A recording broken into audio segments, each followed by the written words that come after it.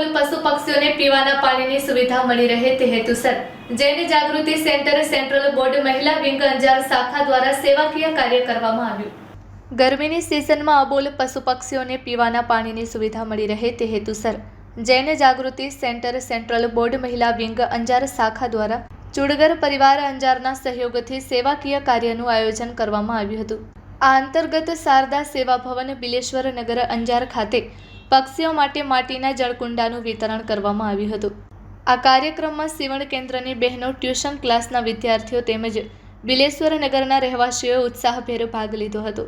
કાર્યક્રમ પ્રસંગે મહિલા વિંગના પ્રમુખ દક્ષાબેન સંદીપ ચુડગરે પોતાના સંબોધનમાં જણાવ્યું હતું કે જીવ સેવાની પ્રવૃત્તિના ભાગરૂપે શહેરના વિવિધ વિસ્તારોમાં 300થી વધુ જળકુંડાનું વિતરણ કરવામાં આવી રહ્યું છે, જે હાલની ગરમીની સિઝનમાં અબોલ પશુ પક્ષીઓ માટે આશીર્વાદરૂપ સાબિત થશે।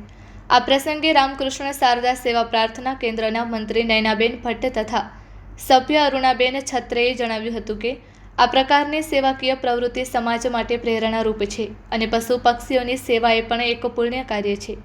કાર્યક્રમમાં જયશ્રીબેન હરિયા, દીપાબેન દોશી, હેતલબેન ગાંધી, ઇલાક્ષીબેન ગાંધી તેમજ કેતલ મોટા તેમજ સીવણ કેન્દ્રના મનીષાબેન ચાવડા, કૃપાલીબેન વેગડ, ભક્તિબેન પ્રજાપતિ, પૂર્વીબેન અંજારિયા અને વૈશાલીબેન ત્રિપાઠી સહિત અનેક બહેનો ઉપસ્થિત રહી સહયોગી બન્યા હતા।